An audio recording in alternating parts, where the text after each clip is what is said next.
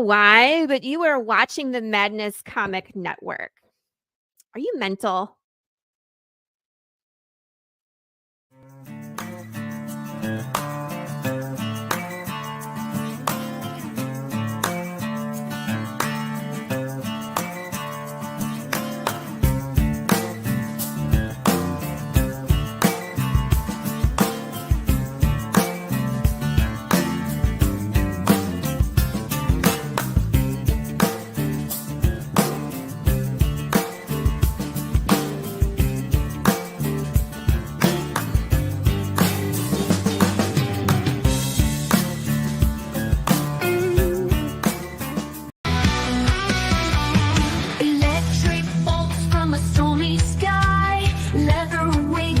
Dragon's flight, a psychic sword cuts through the night, a fiery heart standing ready to fight. Southern nights, they rise and soar.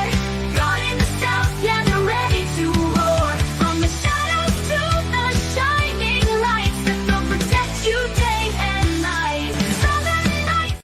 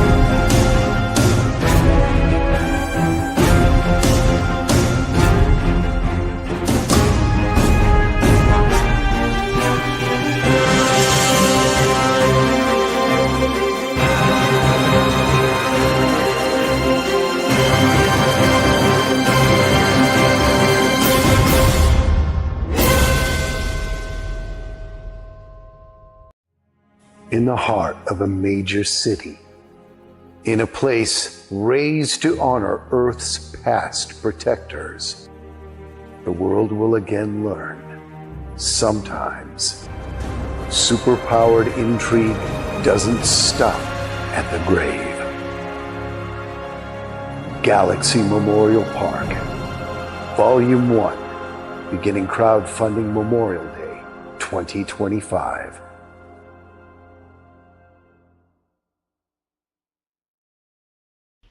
And now for something completely different. Oh, and it's always different around here. Every week we do something different. If you tuned in today at noon, you saw me interviewing a freaking puppet. Man, what is up with that?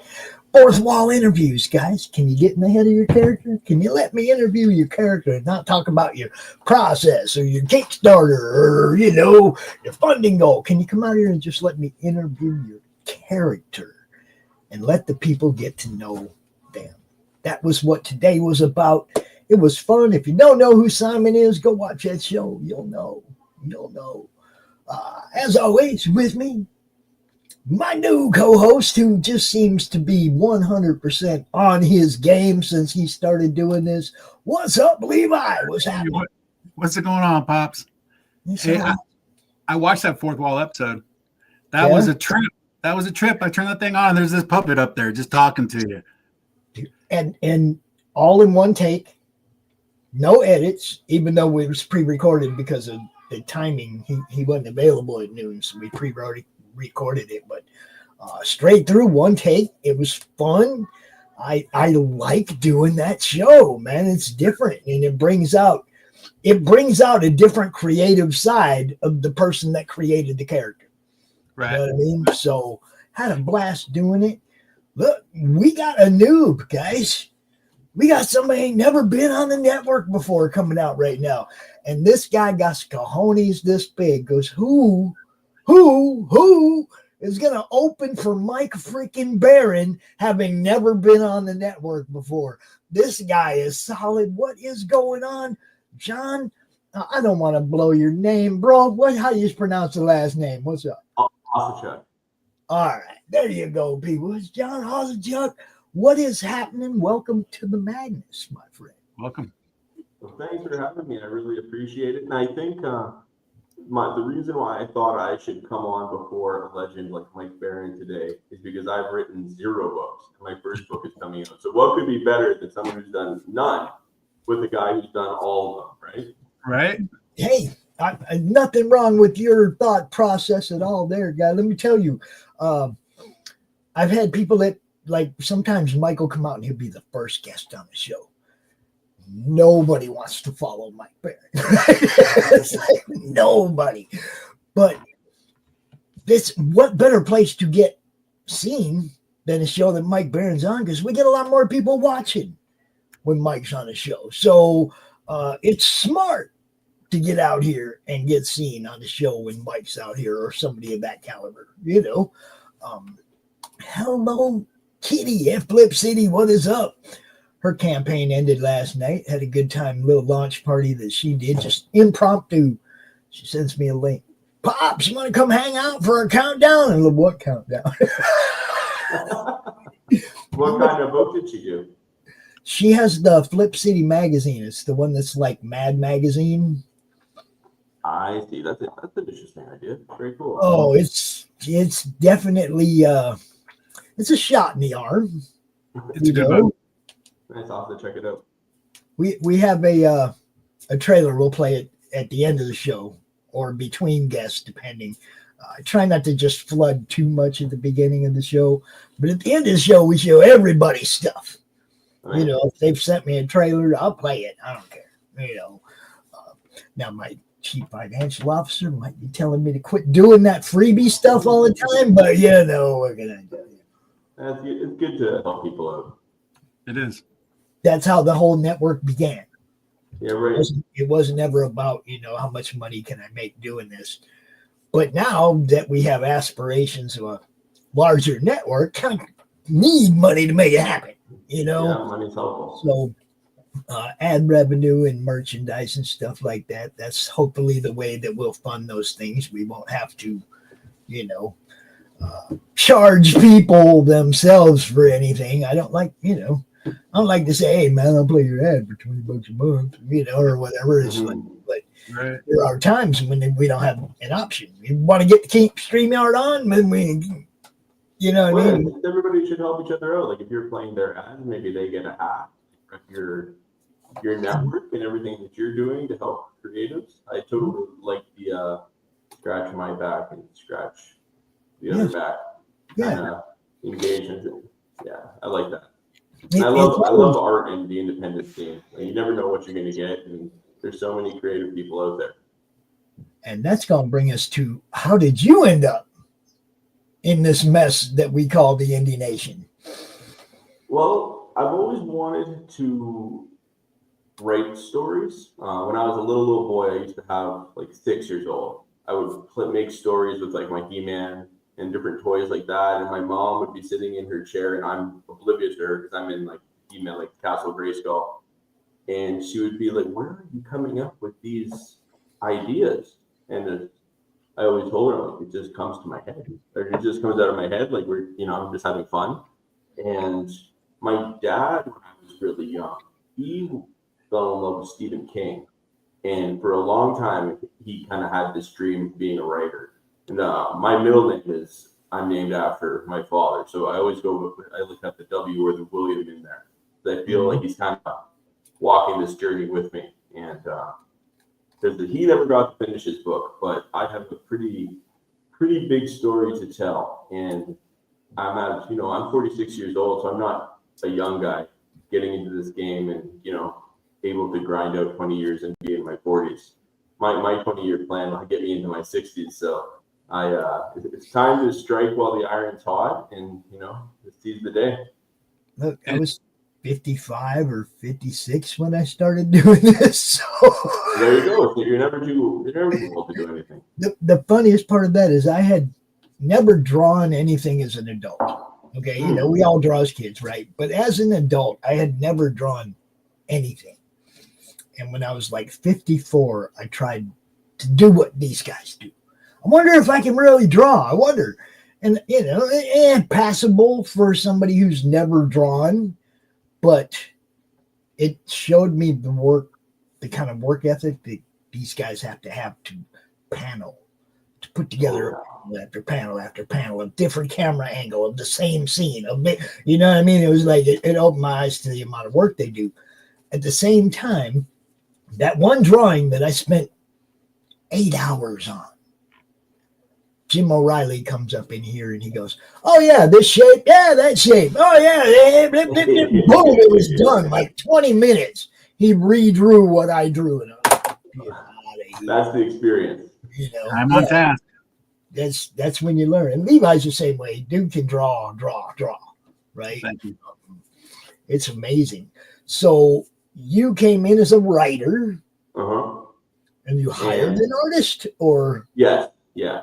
So I love, this is a great opportunity to shout out my team, because I'm at a place in my life where I'm able to dedicate a certain amount of resources to getting the vision I want, right? So you see so many people using AI now to create art, and that's certainly not the avenue I want to do. I don't mind a chat GPT to get a letter for a bank or something drafted, so I don't even need to think about putting together something like that. But for art, definitely not AI.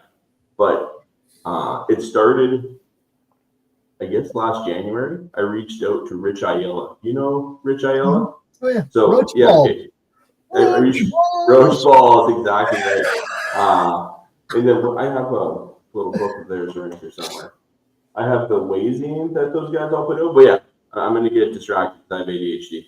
I reached out to Rich and said, I want to get this many pages. How much would that be? Or maybe vice the other way. How much would this get me? And we got to a point where it was about a 70-page book. And I thought, okay, that's cool. And he did a bunch of concept art for me of my primary character, Kentaro, and the villain of the story, and a couple of the side minor characters that are in Anchor that you'll see in the ash can actually when we look over that later.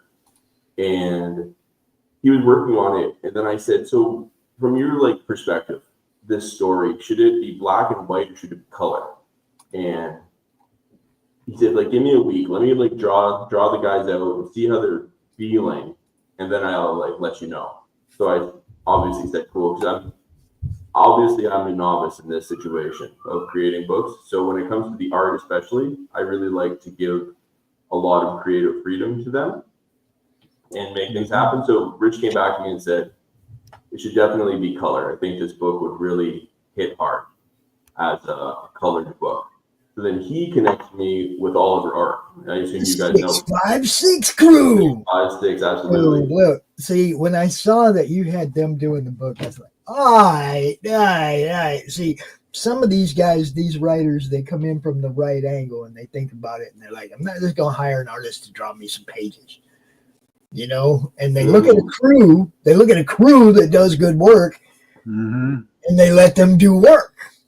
Exactly right. So obviously I got Oliver doing the colors. His brother Dominic, is handling the letters. And man, I put it out on social media, on Twitter and stuff, my lettered cover for the book. So behind me, hanging on the wall, is my cover art, and that's by Skunk Artworks. Skunk Artworks. So he, hello Flip City Magazine. Domo's letters on it are amazing. He puts like the title Inker behind the moon, but it's still easily legible. And then across the bottom, there's the story of the greater saga. So I'm doing it like it's an epic, inspired by epic fantasy. So it has to be the big story. So the greater story is called Trials of Gods and Men. This first book is titled Inker. And then what's crazy about this book is Rich was on to do all the art, and then he recently got married and stuff. So Congrats. Yeah, absolutely. Congratulations to Rich. And then he just had some things in his life change, and he wasn't able to tackle my book along with the things he wanted to work on. So then he connected me with Juanito, who's also part of that Wazine 656 crew. And I pitched him the idea, and he was in. So the first 9 pages and the ash can are Rich Aiello's art, colored by Oliver, and then obviously lettered by Dominic. And then the remaining 63, because it's a 72-page book. So the remaining 63 pages are all drawn by Juanito, penciled in H, and then the Domo and Ollie handle it. And so that there's a consistency of color, but then there's obviously 2 different people are going to draw differently, but it's still similar enough that it vibes really well. Right. Yeah, those guys all know each other really well, and their styles and stuff mesh pretty well. Ollie, I gotta say it, Ollie. Dude reminds me of Samoa Joe. I call him the champ. He looks just like, especially that profile pic that he uses. He looks just like Samoa Joe, the AEW wrestler. So I always give him a little hard time. What's up, champ? Hope you're watching. Good work, brother. You know, I have a book by them, the school bus one. Oh yeah, I know which one you mean. Dead Stop, I think it's called. Yeah, Dead Stop. Oh, good stuff, man. Well, Rich has such a unique style, especially with his roach ball stuff. It's there's just something about it that is very eye-catching. When you see Rich's work, you know it's his stuff. Yep. So you got like the Trials of Gods and Men. Shout out to Domo. He put that logo together for me. Let's give us a little. What kind of love are we going to get there at the trials? Sorry, repeat that. What kind of love are the men going to get at the Trials of Gods and Men? That's what I want to know. A fair shake, I would say. Who's judging this trial? Well, probably the gods. Oh, not going to go in our favor. So, is this the piece that's on the wall behind you? Yeah, exactly. So this is obviously the lettered, and this will be the cover for my hardcover campaign that I've got going on at PayPal currently. This is the cover for that, and then I think in April, because I really want to get the book done before I launch any crowdfunding. But I'm thinking I'm probably going to do Fund My Comic. I really like the aspect of their business where it can act as a storefront and not just be a crowdfunding site where it doesn't stay. And then obviously they're super indie and they're super supportive of the indie scene. So I feel like that's a good spot for where I would like to have the future paperbacks. Right now, I'm just taking orders for the hardcovers, and that's the Inker Legends edition, I call it, and it's going to be beautiful. I've had some like mock-ups from a couple of companies that I'm looking at working with to get the printing done, and it's going to be a beautiful book. And it'll come, the Legends edition will come with some unique perks also. It'll have VIP fulfillment, which means you will get the book when the other crowdfunding campaigns and things are happening. So those will be sent out VIP. You'll get an exclusive print of the skunk artwork painting. That is the cover, but without the letters. So you'll just have the print of that. I'm thinking probably 8x10 because that will work well with the size of the book for shipping. And people will that's where you can pre-order, right?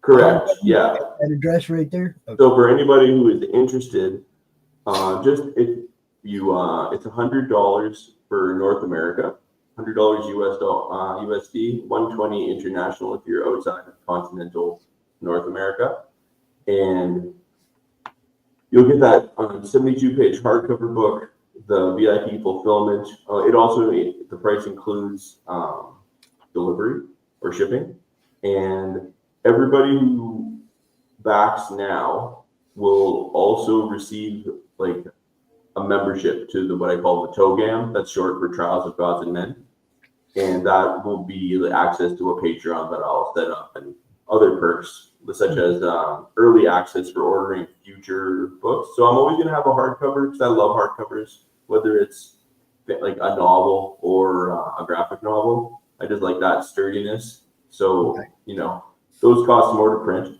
So it has to have a higher price point. And if people, if they want to back at this point, obviously they're legends. And the paperback will be coming out.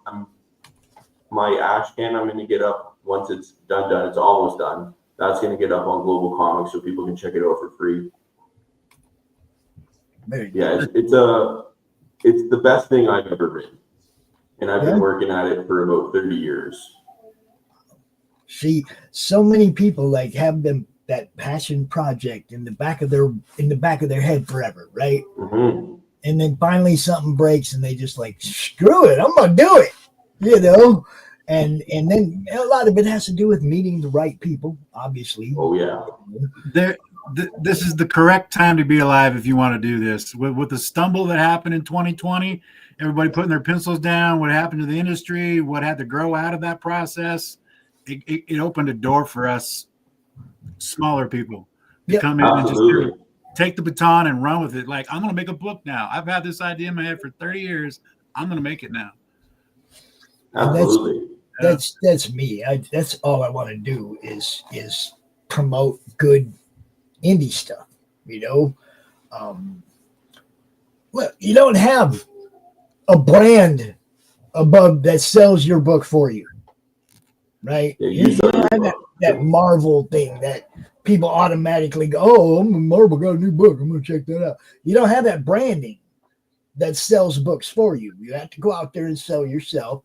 You have to brand yourself in a way that becomes recognizable, easy for people like me to find you so that we can go tell people about you. But the main thing is the branding. More than anything, everybody's like, "Oh, you got to go out and have your online personality and all that." That's all cool and everything, but I want people to know at a glance the madness. Right? I want them to see that logo and go, "Oh, there's Pops and all them crazy people over there." I want the branding that causes the recognition, because I know anything that comes out under this banner is going to be good anyway. So, and that's, hopefully Marvel will remember when they used to have everything under their banner was good. Right. But until then, we gonna work together and do it ourselves, because we know the comic fans out there and what they want. We are those people. Yeah. You see what I'm saying? It's really easy for me to go, I'm a fan, guys. I'm not a creator. I'm not an artist. I'm not a writer. I promote because I'm a fan. Right. See stuff I like. Yeah, check it out, guys.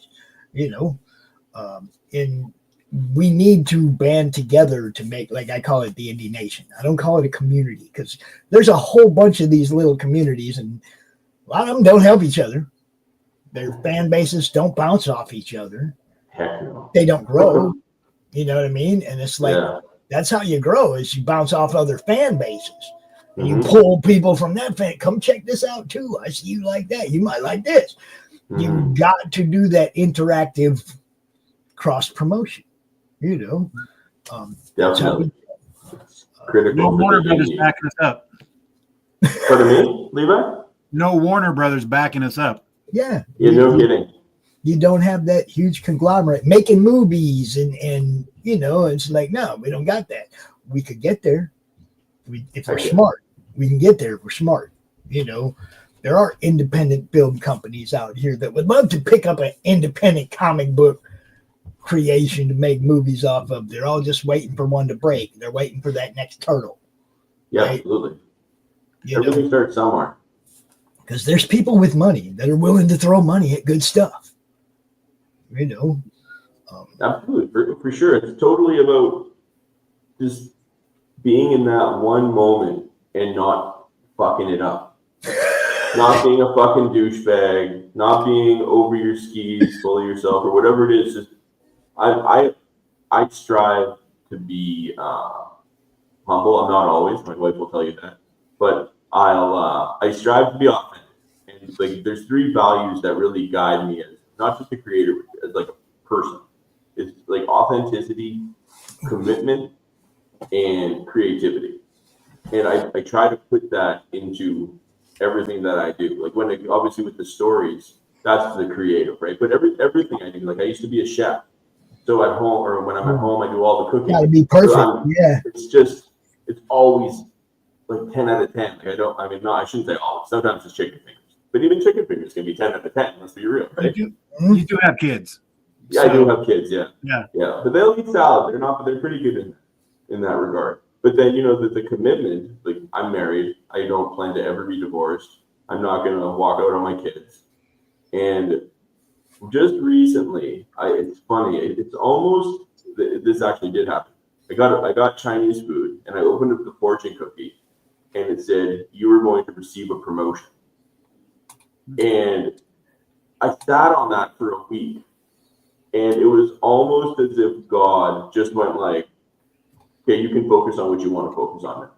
Because everything has just been opening up for me ever since I got that fortune cookie. And my mindset has changed from being like, I hate looking at my computer. Sitting on my computer is my least favorite thing to do, whatever it happens to be.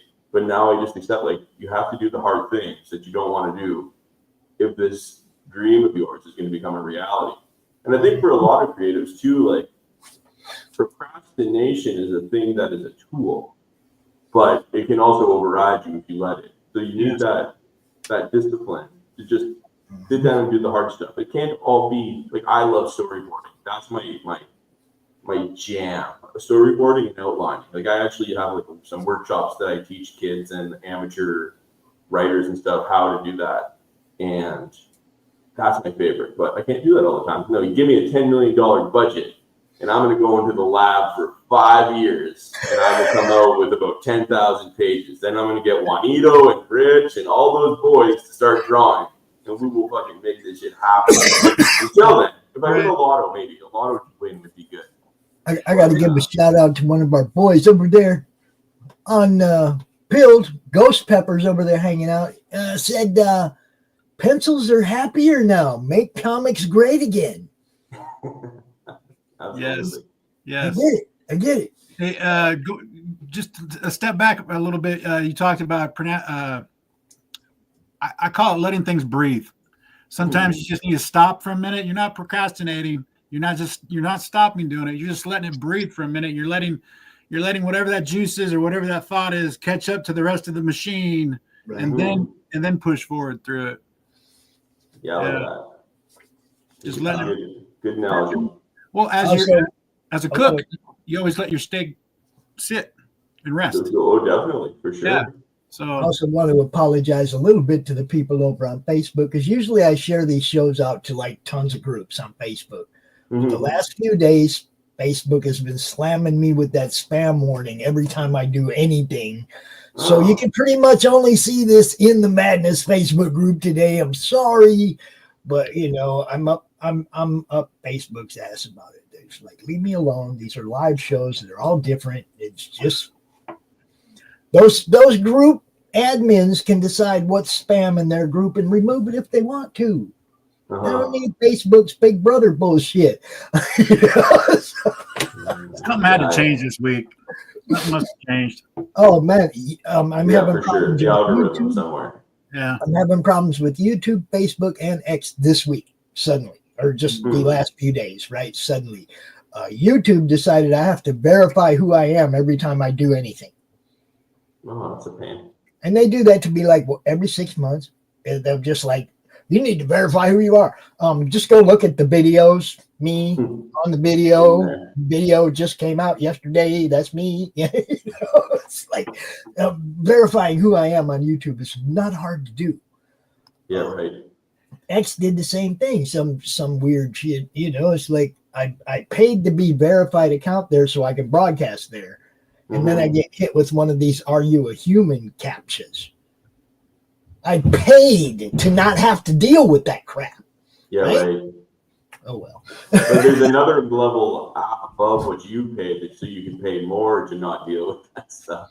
But that's what you said. I won't pay them more. I won't pay Facebook. Okay, Facebook will never make a dime off me because they don't do anything for me. I have to do all the work. Okay, I have to go out there and share this stuff out. I have to retweet or repost or anything. They don't do anything for me. Elon got me though, because he did that free thing for a little while. You could broadcast for free when they were first testing it out, right? And we were getting tons of viewers over on Twitter. And then when he said, you got to pay now, at first I was like, man, no, I ain't going to do it. But there was a lot of viewers on Twitter. It's like, it was kind of hard to give that up. So talked to my business partner. I was like, man, maybe we should go ahead and pay for that Twitter one because that was a lot of views that we were passing on. And now ever since we got verified, we don't get near those kind of views. Yeah, me and Elon gonna have a talk someday, I promise. Well, John, we got a new person in the chat over here, Carrie. She's a regular. Be careful. Do you have an elevator pitch for your book? My elevator pitch, yes. A man who lives with his own devils is confronted by a demonic presence from his past that he must come to terms with. It's epic fantasy. Unique. I always, like I said, I've been working on this for a long time, and I like to try to make things new. There's no really new ideas, but it's about how you present it and how you spin the tropes to make it kind of unique in its own way. And my main character, Kentaro, his kind of magical ability is that he can craft magical inks that he uses to tattoo people, so he can imbue them with unique powers. So if you look at that image or when you had it up earlier, he's covered in these green scales, right? So this guy is obviously modeled after Roman Reigns. No, Bruce Lee. Yeah, I see Roman. I don't see Bruce. Oh no, for sure. I can see how you would see Roman Reigns in that. Oh yeah, the man bun and the tats. It's that's Roman. You'd never catch Bruce with that hairdo. I'm sorry. I have specific instructions. You do see Bruce in the eyes, though. Yeah, you can see it in the face, but that's what it is. I didn't look there until you said it because just the overall image says OTC on it, Sure, yeah. Jacked up Bruce Lee, I think is what I said, with long hair and a goatee. But though all those scales on him, those tattoos are created from rendered dragon scales. Nice. So it makes his skin as strong as dragon scales. So it's obviously very protective. And he's a fun character. This book is a bit of an homage to the creator Kentaro Miura. Have you ever heard of him? He did Berserk. Yeah. Yes. Yeah. Okay, so those letters across the top are very Berserk. Domo did those. And then obviously my hero's name is Kentaro. And I love him because for a long time I thought I wanted to create a story that was really graphic and like way over the line, like kind of like a George R. R. did with Game of Thrones. Then after I read a few books of Kentaro Miura, I was just like, I don't need to do that. This is done. He nailed it out of the park. I don't need to make the ultra graphic story. So I would say now I'm targeting kind of like that teen demo, something that like there's no nudity and there's no excessive profanity, but there's plenty of violence. Right. Yeah. And for whatever reason, violence seems cool. It's the way things are trending now. Everything that's it's the generational things. Cowboys come back around, and it's all reciprocal. Mm-hmm. So now you are going to launch this on Fund My Comic. Do you have a time frame? Well, everything should be done well before April. So April-ish, some date in there will be the tentative launch date. Maybe into May. I just don't want to set something without having that book done, because I would hate to have, maybe Bolivia falls into the ocean or something and I lose Juanito. That wouldn't be good for me. So there could be delays. So outside of that, if this book has already gone through a Bolivian coup, Juanito disappeared for like a week, and he's like, sorry, I was not on Twitter. There was a coup happening in my country, but everything's good now. And then another time I tried to pay him, and obviously everybody wants US dollars. So I go to Western Union, and I'm trying to send them the money, and they're like, sorry, we can only give them like the Bolivian Bolivianos. And I'm like, well, that's weird. So I message him on Twitter, and I'm like, hey, man, like, I'm trying to send you your payment at the last page, but it's not coming. I can't send you US dollars. And he's like, ha ha. Like, it's all on message, right? So he's not even speaking to me. It's just like, ha ha ha. My country ran out of US dollars. The Bolivian ones are fine. And I'm like, holy shit. Like, this book, man, it's just this journey of hilarity and challenges. But I'm really taking my time with this first book so that everything is done right. And future books I hope to get done quicker, but this one will be about a year, I would say, ish, maybe a bit more than a year from start to finish, like having the initial script and then the finished book in my hands. And then it's just a matter of promoting the hell out of it. Right. Terry wants to know if this was inspired by Red Dragon at all. Like the movie. She said the lead in the movie sees himself as becoming the Red Dragon, a piece of art he eats during the movie. So kind of conceptually, the tattoo art, the dude ate a piece of art, Sure. It's not like that. So I would say that his approach to the tattoos is almost from a monastic monk perspective, where there's like this knowledge of how to craft these tattoos is like an ancient art that it was outside of what the popular. So obviously it's a fictional world, so magic is a real thing. It's outside of the bounds of what is acceptable magic, the way they go about things. So like there's prayer magic and whatever it might be, the different magic systems that'll be incorporated into this world. This is very unique from those. But I have seen Red Dragon. It's been for a while, but I do remember liking that movie. I enjoyed that whole franchise, I guess. Now, you sent me a couple of pages. Now, these are from the ash can, the first. Yeah, and what I sent you was the black and whites, and when we show the ash can, I have the actual colored images. So it'll be a nice contrast. Yeah, that's my first page. This is 100% Rich Ayala. I sent him my script detailing what every panel should kind of look like, and then I let him run with it. Yeah. He added a lot of his own elements to it, which I loved, and that's why I kind of view the storytelling process in the collaboration, and so in a way that's my hand is like tapping the vein of the muse, and then Rich puts his hand on that vein and interprets it in his way, or Juanito, whoever, and it's just a real synergistic enterprise, because I want them to do their best, and if I try to be too controlling, I don't think they will. I'm the same way. If I commission somebody to do a piece of art, I'll be like, can I get something kind of like this? And then I just shut up and let them do whatever, right? It's like there's no direction. There's like one guy, I told him, I said I wanted a retro. When Action 1000 came out, right? And they had the covers, the sketch covers. They had a million variants of Action 1000, and not one of them was a redraw of Action number 1. Not one of them. And I was like, dude, will you draw me a Action number 1, a retro looking Superman holding up, but I don't want him holding up an old 40s coupe. Be creative. Make it something modern that he's holding up, but I want the retro look. So dude sends me this book, and it's got Superman on the cover holding up the Vikings bus. Nice.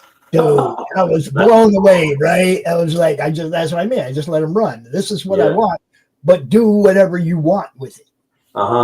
Yeah. It's when it works out incredibly well, I find. Like even my cover that Skunk Artwork did, I told them I wanted something that was similar to the original Star Wars movie poster with Darth Vader looming in the background and then Leia and Luke in the foreground, except substitute Luke and Leia for the villain of the story and have the hero looming over the background. And then I said make like a Starry Night or something. Like I want that kind of vibe behind them because the story largely takes place in the nighttime. And he just threw in that sweet full moon. And I remember getting the painting from Germany and I was thrilled to bits. Yeah. It's I love super just cool. going basically a one-line idea at an artist and then let them run with it, you know. Now you also sent me this page. Yeah, I did. So that's our boy Kintaro in the bottom right panel, and obviously in that top panel. And that's his pirate friend, Perfect. I met this kid a long time ago, like probably 25 years ago, and he was from Africa. And his name was Perfect because mom named him Perfect. And it's just stuck with me. So I finally got the chance to create a character named Perfect. And he's a really fun character. I based my one sentence description to Rich for this character design was Lil Wayne, but make him an NFL lineman. Big Little Wayne. Yeah, huge Lil Wayne. Yeah. So he knocked it out of the park. And then if everything goes according to plan in my kind of first phase of books, Perfect will have his own book come out, and it'll be kind of a One Piece-esque pirate story because he's a pirate captain, and it'll be like a journey on the 17th. Not like One Piece at all, but just that concept of it'll take place on a ship. There you go. Okay. He's We a only fun got character. a few minutes left, and I have these things I must say to you, and then I have to give you the floor. So Sure. first off, we do launch parties, we do countdowns, we do all different kinds of shows so that you can come out, you know, like during the campaign, you can come out before the campaign like you are now when you get ready to put that sign up page up. Come out and talk about it. Let everybody know. We'll cover that. We'll cover you through your launch, through the dead part of the campaign when nobody's paying attention. We'll come out here and we'll figure out and maybe interview one of your characters. You never know. See, that kind of stuff, right? We try to give people different looks at your book all the way through the process, all the way up to the last hour. And we even come out for the last hour and remind everybody, hey, yo, John's book's almost over. You better come get it. Can't get it tomorrow. You know, that kind of stuff, right? And then for the people that are really hardcore with us, I even like to do a fulfillment show. Cool. Where you can come out and show people your process of fulfillment. Hey, man, we bag it up. We do this, put it in Gemini. We take that thing up real good, you know, whatever, right? So that people know they're getting how their book is going to be shipped to them. And then, of course, you know, that big reveal where Pops gets it in his hand and he does that unboxing. Hell yeah. I mean, I like to cover somebody's campaign from beginning to end. I'm not going to have somebody out once and then forget about them, right? You know what I mean? So if you do not want to fulfill yourself, there is Critical Blast. They do fulfillment. Yes. Oh, yeah? Cool. Which brings your shipping costs way down, sending stuff around in the U.S. They'll even do promos for you, all sorts of things. This is something I've already been thinking about, is trying to find someone in the U.S. that I can partner with, per se, so that they can do the distribution. He's actually one of our sponsors. I thought that's the start. Yeah, distribution, publishing. He's putting people in Walmart, in Barnes and Noble, doing print fulfillment, everything. So Critical Blast, RJ Carter, Critical Blast on Twitter. Yeah. Good dude. And he's handling a lot of people's campaigns, man. And I ain't never had one person come to me and go, RJ screwed up my shit. Not one. You know, And that's on the receiving end of it, or the you know, the creator's end of it. I've never had anybody go, man, I'm never using that dude again. No, not one person. So, you know, fulfillment extraordinaire. Now, my last thing is, my friend, I have to give you the floor, because one of the things I like to do is make sure you don't leave going, damn, I didn't get to say something about that, or he never asked me about that. So if there's anything that you didn't get to talk about that you want to, the floor is yours. Okay. 30 years in the making. I spent the last 10 years learning how to actually tell a story. Everything I produced, I wasn't happy with. It just didn't connect the right way. But Inker and the launch of Trials of Gods and Men, this is the best book I've ever written. It's the best anything I've ever written. And I've brought in an incredible team of spectacular artists, so that you may not know me, you may not trust me to tell a story, but you know that the art is going to be amazing. We know the 656 crew. Yes, we do. They're the best. And there's one thing that I know about myself, is that if I do anything for a long time, like 10 plus years, I get good at that thing. And I've been working on storytelling for 10 years, world building for 30. This book has been in development for a year. I am on my 30th draft of that bitch of a script, and it's almost done. I just need to have the art come in one more time, because you never know what you might see. It might change the dialogue, but otherwise my script is done. The art is getting produced at a really great rate. It'll be done. The art should be done in January. And if someone wants to support me now and get me through PayPal and order that Legends Inker edition hardcover, you are a legend, and you will go into my Hall of Fame, or the Inker Hall of Fame, for supporting me with that hardcover. And you won't regret the perks that'll be coming with it, like that VIP fulfillment. And this is just the beginning. I have 10 books, including this one, planned for my kind of phase 1 launch of the Trials of Gods and Men. And Inker is the perfect way to dip your toe into the greater world that is Trials of Gods and Men. Trials of Gods and Men. Keep an eye out. Keep an eye out for this logo, people. Keep an eye out for this cover. Look, you said something about a legend. Bring one out for you. How you like that? What's up, Mike? Hey, guys. Hey, Mike. Nice to meet you. Fellas. I wanted to make sure that John got to meet you before he left. He doesn't have to leave, but, you know, it's like I wanted to make sure he had a chance to say hi to you before we move on to your segment of this show, my friend. How you doing, Mike? Doing good. You look good, brother. You look good. Absolutely. I appreciate that. For a geezer, thanks, guys. So, John, you hit us up, man, anytime. Wow, my TV just turned on all by itself. Wow. That'd be an important It's Crom, bro. It's Crom. You know what's up. Okay, you can go back off. Thank you. That's fine. I don't But even. yeah, I will. I'll take you up on it, Pops. Absolutely. When I got a new thing coming out, I'll let you know, and I'd love to.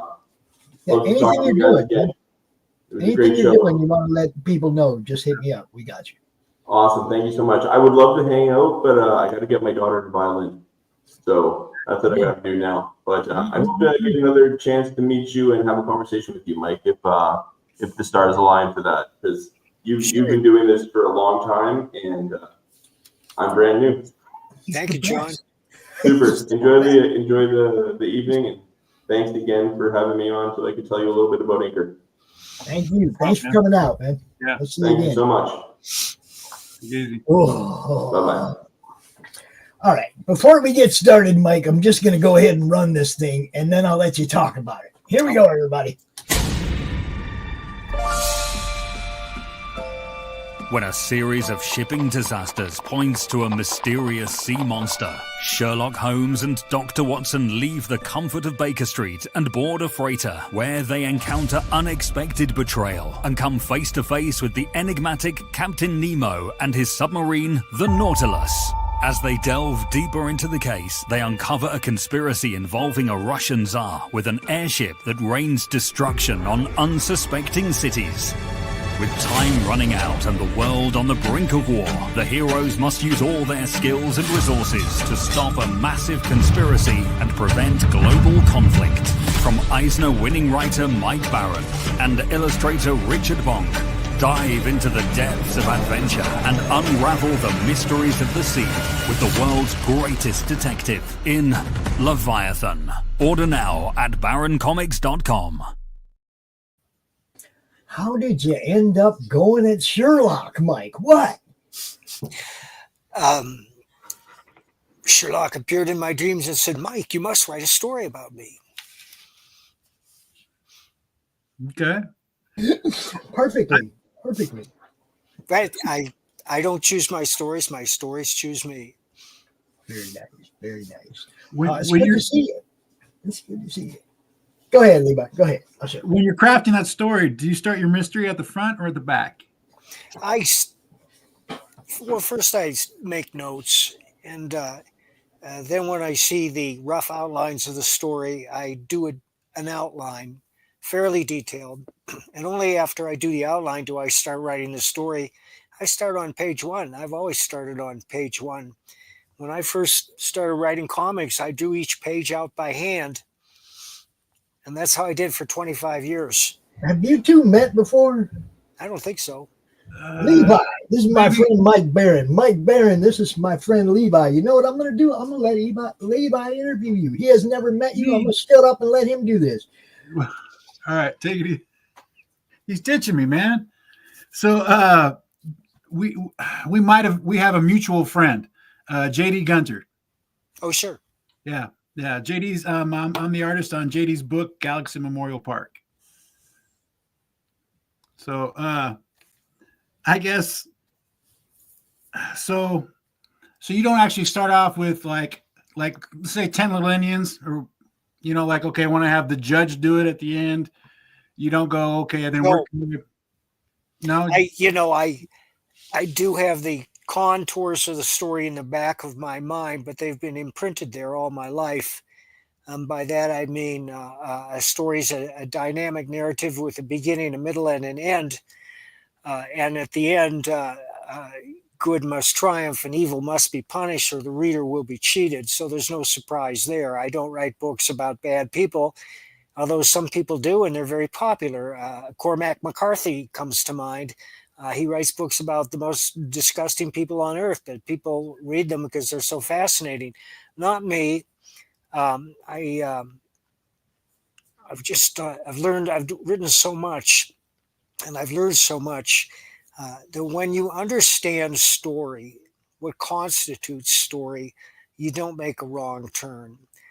So I'm pretty confident of my process and my skills, and I know what to do. I know when to open up. By that I mean you reduce the number of panels to show bigger pictures, and when to tighten up, which is when you increase the number of panels, usually for dialogue and so forth. But I try not to add anything that doesn't advance the story, not a word, not a picture that does not serve the story.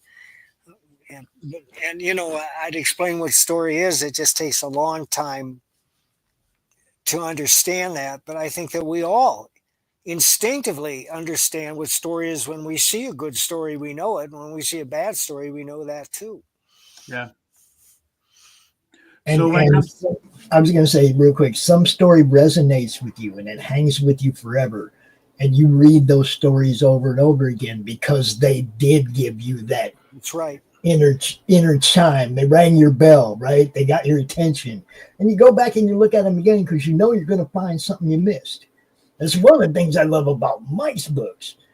Every time you read it, you're going to find something you missed. But if you know Mike's style, you will catch yourself going, oh, wait a minute, and going back 4 or 5 pages and going, yep, that's what he said. And you know what I mean? Because it resonates. That's exactly the word.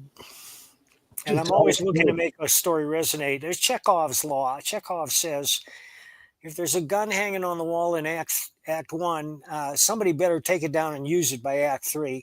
And you may call it an Easter egg, but I just call it an adumbration or else a resonance. And that means that I sometimes introduce characters early in the story for an immediate need, like a walk-on role. But when I get towards the end, I realize that sometimes those characters are the key to everything.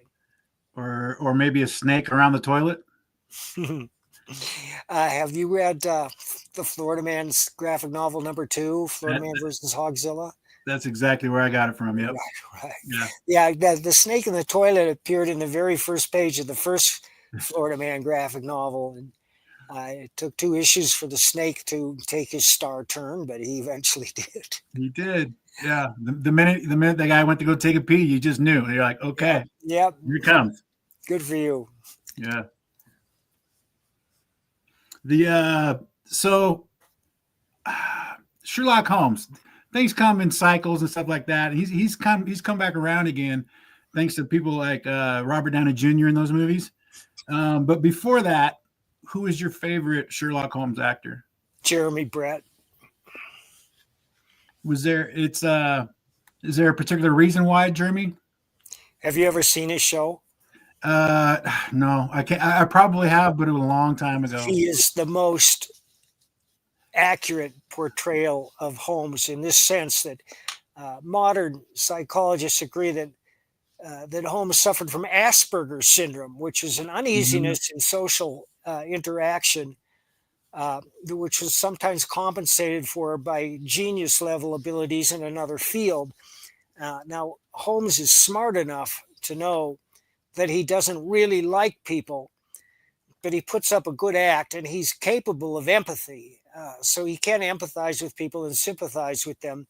But he needs a case to fully come alive, because when he's not working on a case, he's shooting up cocaine or fiddling around with the violin. Jeremy Brett played him to the hilt with this intensity that you just knew he had. Others have done that to a degree. Basil Rathbone is my third favorite Holmes, but Jeremy Brett did it best. He most nearly personifies Holmes. He is Holmes, and towards the end of his life, he really was unable to drop the role. He thought he was Holmes, and it caused him a lot of psychological problems. Wow. One of my favorite Sherlock Holmes is Data. Who? Data from Star Trek: The Next Generation. Oh, he did play Sherlock Holmes. They would go in the holodeck, right? And he would play Sherlock. It was hilarious. It wasn't meant to be taken seriously, and it was funny, but he did a good job for a robot.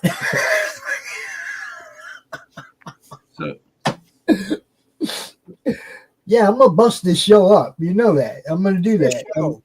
I'm rattling Levi right now. It's trial by fire, Mike. Take him down like a wolf. So Richard Bonk, your artist on the book, did you steer him towards a particular look for Sherlock Holmes? I didn't have to. Richard had been waiting his whole life to draw steampunk. He just didn't know it.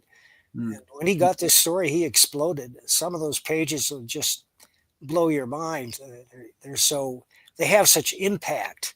And his drawings of the Nautilus and the other steampunk apparati are just wonderful. It's the kind of art that you use a full page spread for.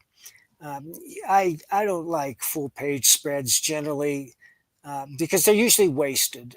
Especially, I don't know if you've ever seen this, but I've seen it too often. Somebody will have a talking head that takes up the whole page, and then they feature their lovely dialogue, and that's supposed to interest us. And mostly it doesn't. You use a full page spread for an image that not only has tremendous impact, but advances the story. My favorite use of it is to show an ancient civilization in the jungle. But Richard used it a couple of times at my direction to show war breaking out in St. Petersburg Square. If you've seen one explosion, you've seen them all. I would never waste a full page on an explosion. Yeah, that's a hint of Richard's art. Look what I found over here on Fund My Comic. You were $24 away from funding. Well, we're funding on 3 platforms, and we got like 4 weeks to go. So we're going to drive this buggy as far as we can. We do this for a living. And we need it to crack $50,000. So I'm going on every show I can.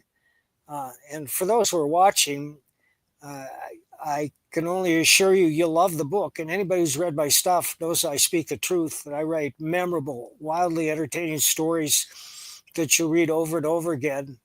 And you'll tell your friends about them, but you won't loan them your book because you don't want them to dent the pages.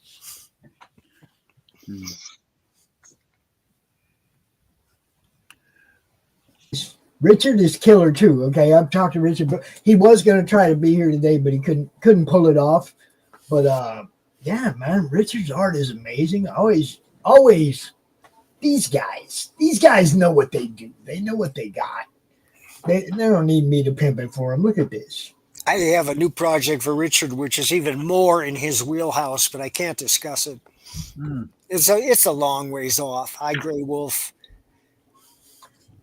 Night Slayers, yes. There's another one. Hey, John. It's beautiful stuff. Yeah, can't I wait. mean, that. Come on, guys. Wow. That's just like throw your money at it. That's a great looking horse. You know. Oh yeah, this story has a lot of unexpected twists and some unexpected faces, and when you see those faces, your eyes are going to pop out of your head. And then you have to put them in by hand, by hand. I hope it won't hurt too much, but there are some real surprises in here. A writer has to surprise himself before he can surprise the reader, and I continuously surprise myself in writing this book. 72 pages, guys. That's right. Also, the ending should come as both a complete surprise and, in retrospect, inevitable. If you think of the ending of Planet of the Apes, when they're going up the beach and they see the Statue of Liberty buried in sand, that's a perfect example of what I'm talking about. Gotcha. Very cool. Well, Kirby, Harvey, Eisner, Inkspot, is there an award you have not won? I have not won a Pulitzer nor an Oscar. Okay. So you see that Mike worked with Richard before on Nexus Nefarious and The Private American. Both That's right. Richard did The Private American, which was amazing, vital and hard-hitting and ignited fury on the left. Yes. But now with the recent election, we may not offer Private American 2 because in a cynical frame of mind, it anticipated that the tapeworms that had taken over our government would continue to control everything. But thankfully, that's no longer the case. Well, now you can make it a true fiction book. I could have Private American go after the UN. Yeah. Whoever's next. At the end, write him up. I want to draw attention to this little side shot right here. Comic books for the troops, guys.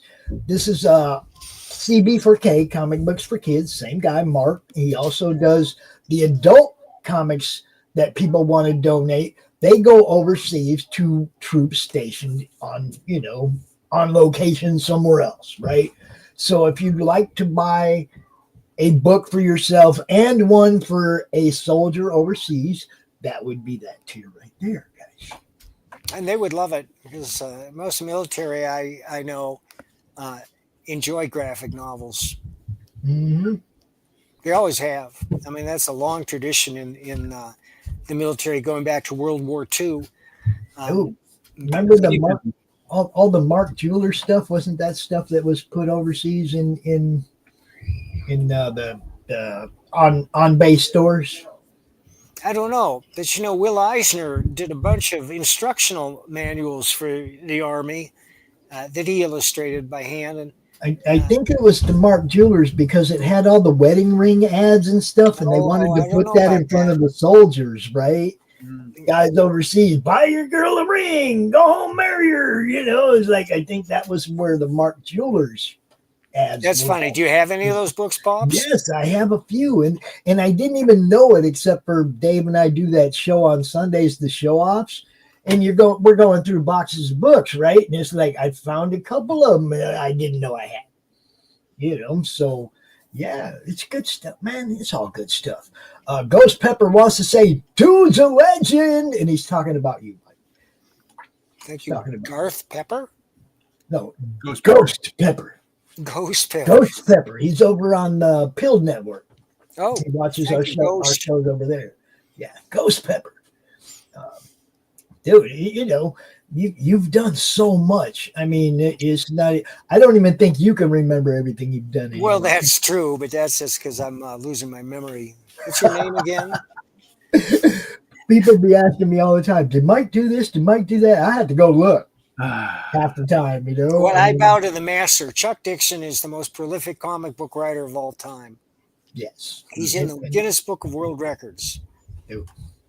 And there are a lot of writers who've done a lot more than me. Marv Wolfman comes to mind. There are a lot of writers out there that have done a lot more. But I'm fortunate to have avoided work all these years, except for one 10-year period where I couldn't find any writing work and I had to take odd jobs. But that was over a quarter of a century ago. And it's funny because now I find myself busier than ever. And in fact, enjoying a career renaissance of sorts. Mm-hmm. Yeah, dude. Yeah, all I know is like I can remember the first time that I ran into you out here doing the show thing, and you were being canceled at the time, and I was like, oh no, you don't get to do that to my boy. Just made me yell your name louder. You know what I mean? Thanks, Pops. Everything they tried to do just made me shout your name louder in more places. And that really led to doing a lot just to keep growing, right? When I had somebody like you to shout about, a whole lot more people wanted to talk to me. You know what I mean? And I give credit where it's due, man. Well, the cancel pigs are on the run, I'm happy to say. Yeah. It's a good time to live. Well, hi, Rock. You want to say hi to Mike? You can say hi to Mike. There you go. There you go. Dogs on next. Keep that up. You know, you're going to be hearing my dogs. Yeah. They'll have a conversation someday. They will. Mike, I've got this added on Fund My Comics so I can back it on Wednesday. Cool. There you go. Thank you, Wolf. Man. And you are on everything. You're on Fund My Comic, you're on Kickstarter, you're on Indiegogo, right? You're like spreading the love everywhere. And so it doesn't matter which platform I only use this one. It's there. Buy it. Well, everybody likes Fund My Comic. Nobody has a problem with Fund My Comic.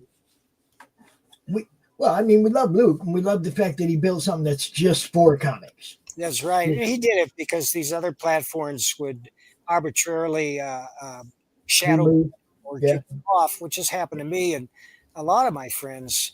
But it's ironic because Kickstarter chose Leviathan as a project we love. I know. I was like, are you sure? I'm grateful to them for doing that. And it shows that that they've either reformed or they have no memory. Right. And I'm going to go with no memory because I'm pretty sure most of their, what's the word I'm looking for? Where they make it okay, you know, I'm losing the word. Holy crap. That doesn't happen to me very often. The guy who looks at it and says, yeah, it's okay. It's usually a bot anyway. Inspector? That approves the campaign, right? On Fund My Comic, a human looks at your campaign page and approves it. That's right. Right? It's not a bot. So, I mean, knowing that it's still a bot on Kickstarter, who knows? They could go do one of their email and hate drives again. I still don't trust Kickstarter and Indiegogo. They haven't won back my trust. Not in that way. Well, I don't know that they're not going to screw that. I don't know they're not going to screw the next guy again. That's what I'm saying, right? So random about it. Yeah, they haven't won my trust yet. But At the same time, I'm not against everybody going and using these platforms and trying to sell your book in as many places as you can. Just beware, some of them aren't necessarily your friends. You know, surgery does what to people? Make me loopy? I don't know what. Forgetful. It's the amnesia medicine. The amnesia from the knockout drug. Yeah. Yeah. Dude, I mean, I feel pretty good today. I did go walk the floor at Grand Rapids Comic Con on Saturday, and yesterday I was a little sore in the core, you know, but I feel good today. I told the doctor, I said, my biggest problem was I'm the kind of guy that jumps out of bed in the morning. And when you got stitches all across your gut in 4 different places, jumping out of bed in the morning ain't necessarily a great idea. You gotta ease yourself out, Pops. You gotta kind of. I wake up and I'm not waking up going, oh, careful of those stitches. I'm waking up like I always wake up. Time to pop out of bed and get to work. All right. You know, it's crazy, man. But yeah, a couple of times I jumped out of bed and went, oh. So, Mike, I've had 3 strokes and they blew out my vestibular, which controls balance. So I think I got both you guys beat. Anytime I get out of bed, I get dizzy. Yeah. So I got to sit do there. about that? I just sit there and just kind of I let the crystals kind of readjust themselves in there. Do you know about deep breathing? Yeah. There's a great website called vestibular.org. It's got a lot of coping mechanisms for it. So yeah, man, Richard killed this dude. Yeah. It's beautiful. I mean, Private American's good, right? Private American's good. You can tell you guys really choreographed the fight scenes, stuff like that together. I don't think you had a whole lot to do with the art on this, did you? Well, I no longer draw the comic out by hand. It's all full script now, but they're quite concise and very detailed. And but as far as how the Nautilus strikes that ship, that was in Richard's. He drew that the way he saw it. I just said the Nautilus services and strikes the ship. Third panel's great expression on those characters. Yeah, I'm liking the top panel. Let me scroll up just a little bit. I'm liking that one where they're watching it come at them. Yep. You know, oh shit, here it comes. What I want to know is where those 3 people ran to on the deck of the ship. They ran to the opposite side. Yeah, go see right they're over jumping there. off right here. They're jumping off right here. Knocked off. But yeah, man, he just killed this. It's amazing. Now you got a stretch goal at 10K. You're at 7, almost 8 right now on just spun my comic, right? Well, the stretch goal is an aggregation of all the platforms we're on. And hang on a second, I'll tell you where we're at. We're at $16,000 now. Okay, so you kill one of them off, and we're headed toward the $20,000, where all physical backers will get Virgin art prints. Very cool. Very nice. Bigger book. The Steve Rude from Private American. Steve did do a cover for us. Yeah, you gave out a print like that in Private American. I can't recall if it was Virgin or not, if it had the logo. He also got the 25K, increasing the book, more pages. We always love more pages. At 35K, they're going to spot laminate the cover with premium binding. So upgrading the quality of the book, upgrading the size of the book, and we ain't telling you what's happening at 50. You got it's a secret. You got a retail bundle. That's always good. I heard a munchkin down here, but I don't see him. I heard him, but I don't see him. See, there he is. I knew I heard a munchkin down here. Who is that? That's my grandson, Gabe. And he's looking for yesterday's Sophia's birthday cake from yesterday. Oh, I see. So Pops, a couple weeks back, we interviewed that guy that was doing the prose book. Yes. Mike was a part of that. The Richard or Robert Jashonik's. That's it. Oh anthology. yeah. The Heroes of Indie Comics. Yes. We did the countdown for that a couple weeks ago. How was it? Were you easily talked into doing a new Badger story? Oh yeah. You know, Oh yeah. short stories are easy, and for anybody who wants to write professionally, start with short stories because it forces you to focus, and there's a huge market for them. A huge market. You can sell that if you have any talent at all, you can sell that short story. Yes. I mean, maybe like $35. It might be $100. It might be a couple of $100. But the point is, it gives you confidence. It gets it out there, and you got something to show people.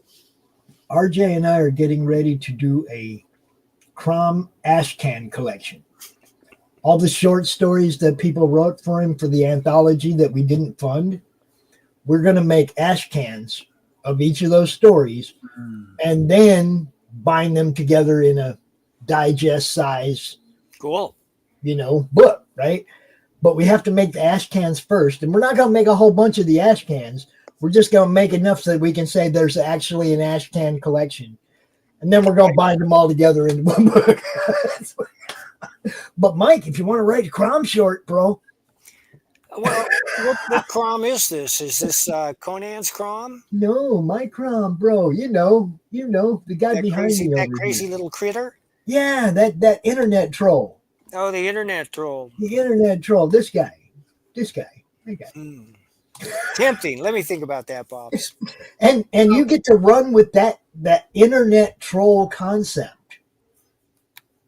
You see what I'm saying? You can play with that in many ways. I know it's rich material. It's rich material for a short story. And if any aspiring writers are out there, I would urge you to take Crom and write a short story about him and send it to Pops. Yes. And even if you don't have an artist, we'll find an artist to make it work. Right? Well, again, there's nothing wrong with a short story in prose. Oh, I know. We can always just add a piece of art as a title page to a prose. That's right. Story. Yes. That's right. Speaking of artists- RJ is publishing a book of my short stories, and he's getting an illustration for each story. Yes. Good stuff. RJ's a good dude, people. I'm just saying. He's busy. He's a busy boy. Speaking of artists, Richard Bonk here has a draw-in appearance in the story for $1,000. Is there a particular spot you have picked out for that? That's really up to Richard, but it could go in a number of places. The book lends itself to guest appearances. And those have been successful in the past. We did it with Private American and Florida Man. Well, we tried to do it with Florida Man. Do you remember the artist Change scratched my son and me from ringside at the wrestling match? Oh, that's right. There's a third Florida Man written, and it's the funniest yet. Well, you remember what I'm talking about, right? Todd was supposed to draw me and Travis at ringside at the wrestling match, and then when Todd left, right, the new guy didn't get the memo, and we didn't get to be in the book. But I never held it against you, brother, because I understood what was going on there at the time. Right, that really wasn't. It was pretty much out of your control. Yeah, but someday you can draw me and my son in a book, Mike. Anytime. I'll keep that in mind for Florida Man number 3. That'd be cool. It'd be so cool. You know me. You know how it is. Do you know who Preston Acevedo is? Preston is on the network every Thursday night with Brian on the Horror Movie Club. I do know I who think Preston he's doing is. one of the stories for Florida Man. Nice. Look, I talk to him every week. I talk to him every Thursday night. Preston is an awesome artist. I got him up there with the Jim O'Reilly and the John Dillard as far as just straight talent on paper. Ask him about it. Oh, I will. I'm gonna bother him on Thursday. Watch. All right. And when he says he can't talk about it, what do I say, Mike? What I was just sitting here thinking. You just say it's so funny I can't hold the pencil straight. Yeah. I'm gonna give him a hard time though. I'm gonna be like, I heard you're working with Mike, and he's gonna be like, yeah, I can't talk about it. Yeah, you can. I already talked to Mike about it. Well, I know he can't really give away the details. Right. Right. You know, I could, but since hooking up with the Rippaverse, they give us all these NDA signs to wave all the time. Non-disclosure agreement. Whenever we're on a panel, they're asking me, well, what happens next? What are you going to do? And I said, Can't tell we you. just hold these signs up. Non-disclosure agreement. Our lips are sealed. Now, John, is that my boy Daniel P. Riley? Because yeah, I know that dude. He's I consider him a great friend of the network, and actually going to be bringing the Iron Age Nights to the network when we go to Roku. So yeah, Cool. But we got a lot of things happening that we're not talking about either. But like some of the people that want to bring their shows to the network are just waiting till we get to Roku, so it's just straight upload for their playlist. You know, none of this YouTube and Pill and Rumble and all that. They just want to go to Roku. They're already on all those other platforms, right? You bet. You know, so yeah, man, I'm really looking forward to where this is going. Mike, now we've talked about other things. I don't know if you saw today's episode of the Fourth Wall Interviews. Nope. I interviewed a puppet today. Uh-oh. A puppet from the land of Avalon. Bro. You trying to tell me something, dog? I gotta let him out. Levi, you got this? Hold on. Yeah.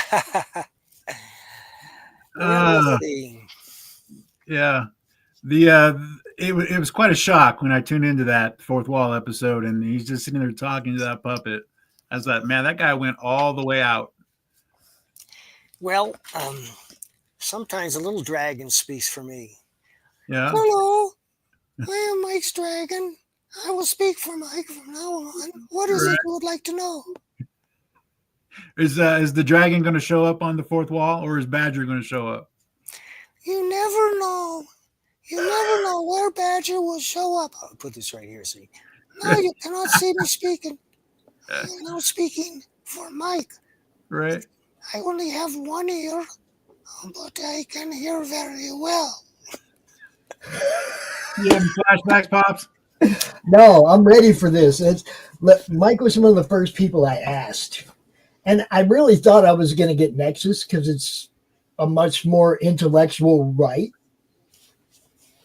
But he said, no, I want to be Badger. Okay, that's the one. But anything Mike wants to do, anybody who wants to have their character interviewed. That's right. You know, if for fans, there's going to be a new Badger in comic shops in January from First Comics. It's been a long time coming. It's a great story. You're going to love it. Vale Myerick is the artist, is an old friend of mine. We've done so much together. We did a Bruce Lee comic. We did Shadow Man, Ninjak. Didn't you do like 6 of those Bruce Lee comics? Because I think there were only 5, I believe. I thought I had 6. Maybe. I don't know. You know, it could be. It's a Malibu Bruce Lee comic. Yeah, it's Malibu. I've got them all. Let's see, how many were? She's in stock. I got them right over there in my Mike Baron box. I didn't used to have a Mike Baron box. You're just 5. Okay. Oh, no, there's 6. There are 6. 1 to 6. That's what I thought. I know how many comics I have. It was a collected edition, which I've never seen before. Yeah. Wait, that's just a single edition there. But anyhow. It's good stuff, though, because when I first met Mike, okay, I knew Mike wrote Punisher. I knew Mike wrote The Badger. I knew Mike wrote Nexus. I had no idea how many other boxes in this room Mike's work was in. And it was like, holy crap. And I'm finding Mike here and I'm finding Mike there. And before you know it, I have a long box. That's just Mike Baron. It's stuff that Mike Baron wrote, you know? And I'm like, damn. I had no idea when I met Mike how many pies he had fingers in. And since then, dude's ate a lot of pie. Well, you know, it's not all good. If I were going through your long box, Pops, I'd however, for the last 15 years, there's nothing I'd throw out. No, you kill it, man. I haven't read anything yet that if it had your name on it, I'm gonna tell you I had expectation. Okay. And even the older stuff, man, it's shown in comparison to the other people doing stuff at that time. It might not. Thank you. I always had a flair for writing comics. I always knew I could do it. I mean, it might not measure up to what you do today, but it measured up to what everybody else was doing then quite easily. I know. Comics are the most transparent mixed medium art that there is. Everybody thinks they can do a comic, and everybody does. Everybody does. But a comic is what you make of it. And it can go from the ridiculous to the sublime. And we have comics that run the parameter. There are very few people that take full advantage of the form and stick it. Alan Moore is one. Frank Miller is another. Chuck is one. Mm-hmm. So going back to the long box full of comics, what is the largest amount of comics you've autographed out of a convention? Oh, probably 50. But, sometimes we offer autographed copies from Baron Comics, and those are in the hundreds. So I sometimes I can sign them all in one day. Sometimes I take a couple of days to sign them. Right. I was in line one year at Emerald City Comic Con, and Roy Thomas was there, and an individual showed up with his entire long box full of Avengers. Well, Roy's written a hell of a lot more comics than I have. Yeah. The guy was 3 people ahead of me. So I was like, oh, and Roy. I hate that too. Roy took him aside and he says, here's what I'll do. I will autograph every single one of these, but I will do it 10 at a time. I will autograph 10. I will go to the next customer, and then I'll come back, do 10, and then I will go to the next customer. And he sat there and did the whole box for him. See, now I'd have told him, I said, if you're willing to sit here until this line dwindles down, I will sign every one of them. But I'm not going to make all them people wait while I sign all these. Okay. Right. But if you're willing to hang out, I got you. That's what I'd have told him, But yeah, Mike, I know, dude. I had one guy who I used to see cons all the time, and he used to drag a little red wagon around that was filled with my books, and sometimes it got slow, so I would sign them all there in a row. Well, I seen Fabian at Grand Rapids on Saturday. Fabian Vicendia. I wanted to talk to him, but he had a line, right? And I don't interrupt people while they're doing their bit with their customers. I don't walk up, hey man, I wave from over here. They know Pops is here. If they want to talk to me later, we can make that happen. But this time, due to the surgery and everything, I just wasn't hanging out as long. So walked by there a couple times, couldn't get close enough to, maybe next time. But he was signing autographs. He had a line of people in front of him the whole time. Danny Trejo was there. Oh, another guy who had a line. Now, right next to Danny Trejo is Walter Koenig. I've met Walter. Right. Okay. So they're next to each other. One of them has nobody in front of him. The other one has a line out the freaking door. Right. And I felt kind of sorry for Walter that they put him right next to Danny like that.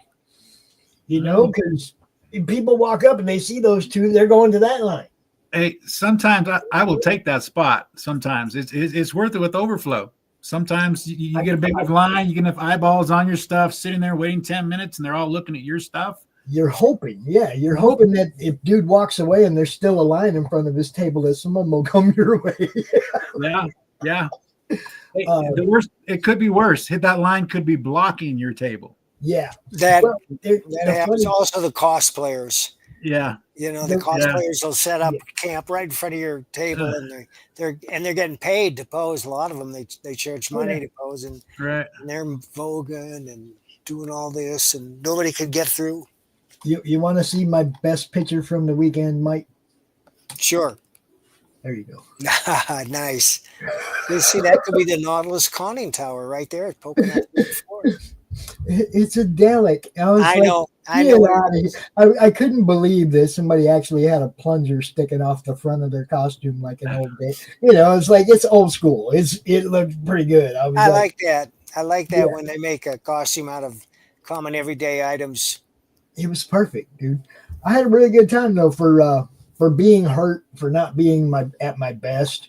You know, it's a little slower than usual, but my cameraman was really happy because I'm usually hard to keep up with. Hi, Glenn. You know, what's up, Mr. Fleming? But yeah, Glenn has 2 Crom stories for the Great. ash cans that he's done. So yeah, we got a lot of things going on too, Mike. You know, always good to see you, but I know you got something else in the works too. Little Birdie told me. Well, I got a couple of things in the works. I don't know what you can talk about and what you can't, and I don't spill beans. All right. Tell me who the publisher is, and I'll tell you if I can talk. No, I didn't hear it from a publisher. Heard from the artist. Is it a novel or comics? It's a novel. Are you talking about Tenure? Yes. Oh, that's advertised. It's up on Amazon right now. It's by Blaine Pardo and me.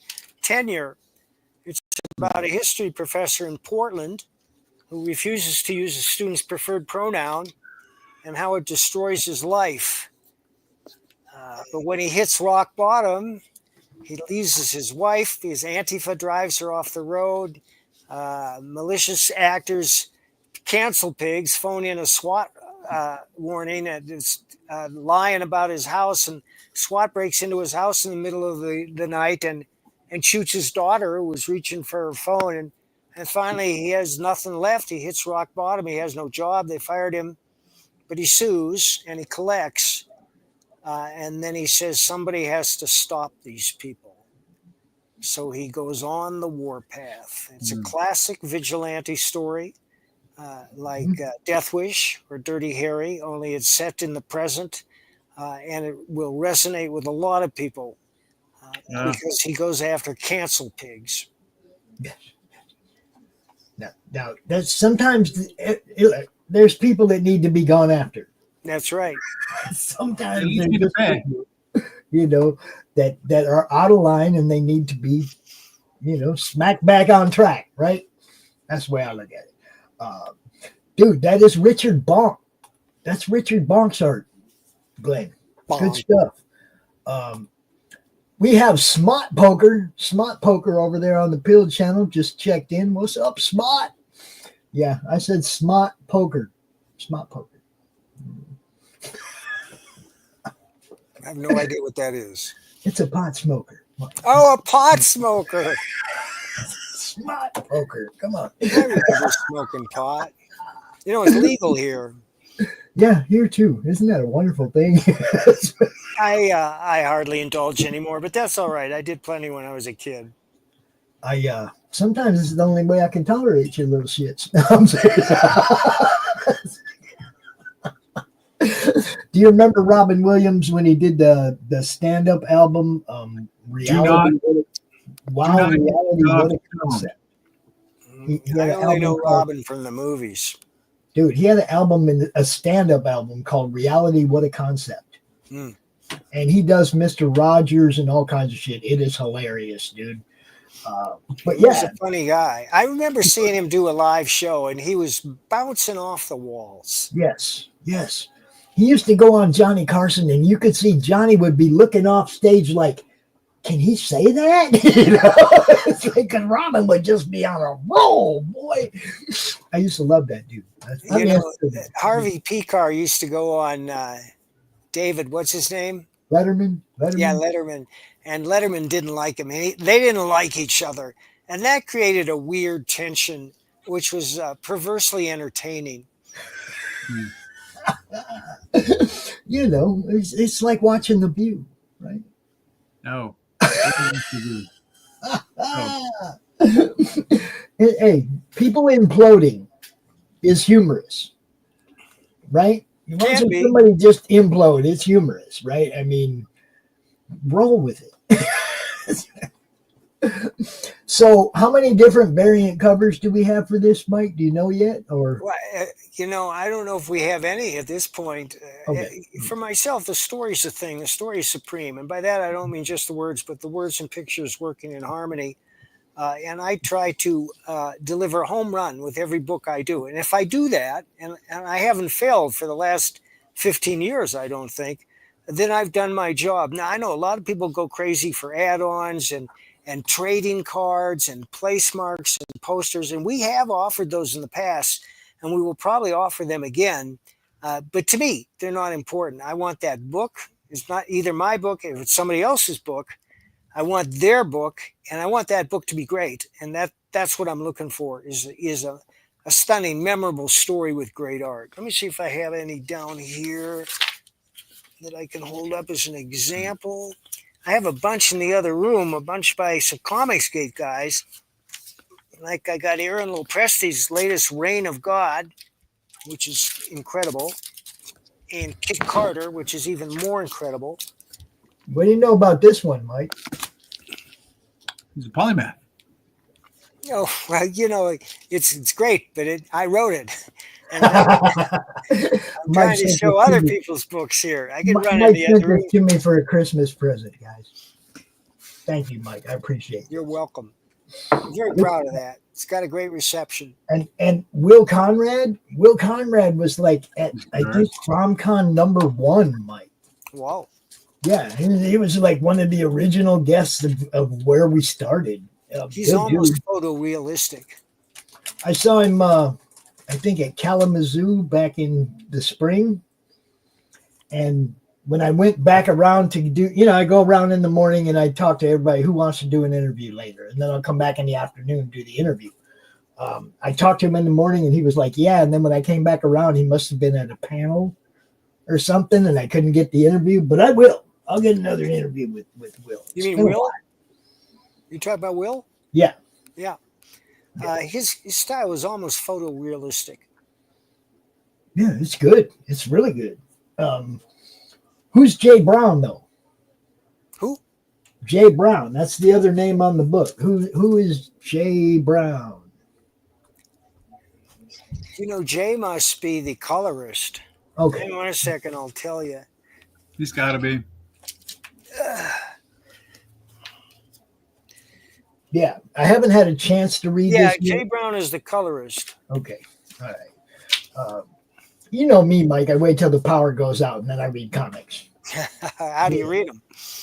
Well, candlelight, bro. Candlelight and flashlights, man. It's like, but when the power goes out, there's no TV, there's no computer, there's no shows on the network, there's no nothing, right? When the power goes out, what can you do?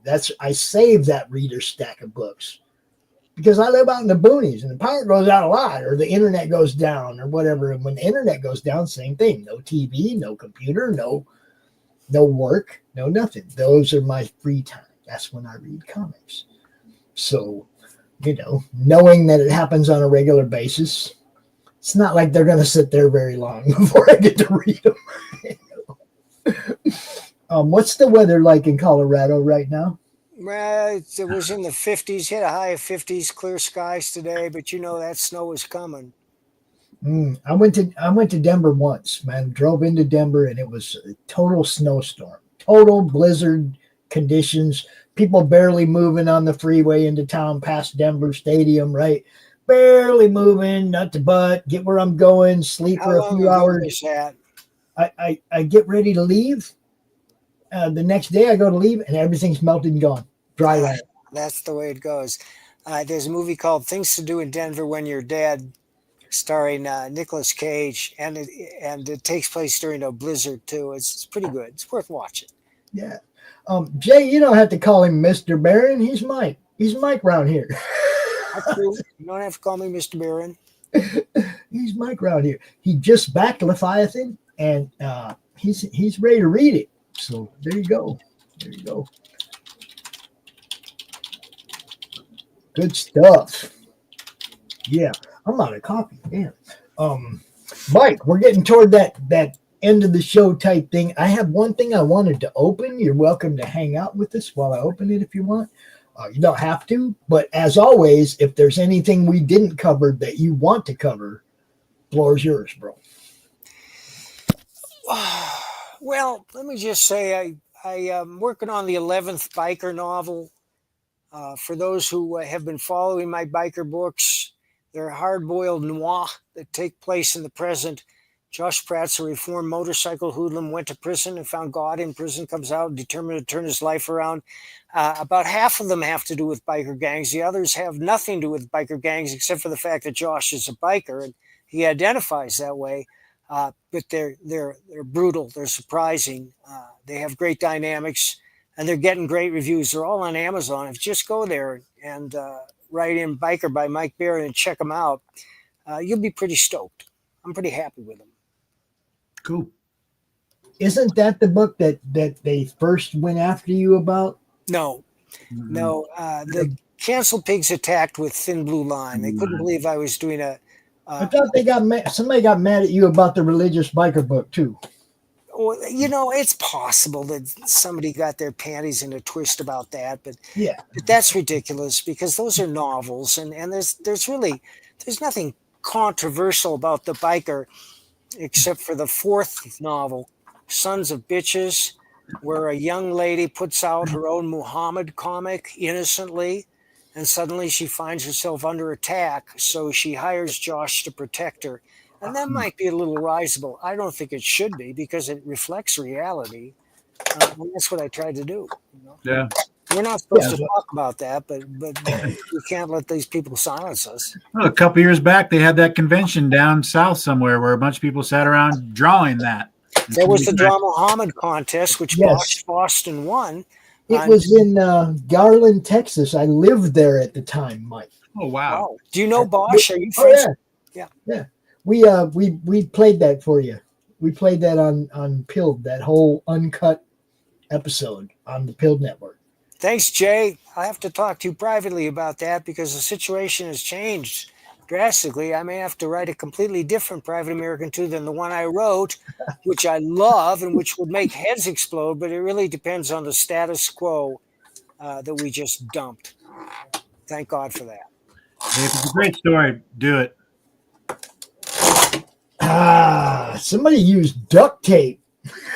Quack, quack.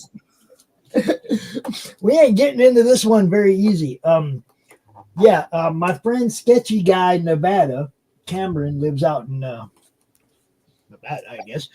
He sent me these posters. I was supposed to give them away at the con this weekend, but they didn't get here till today. So we will be giving these away during other shows and stuff.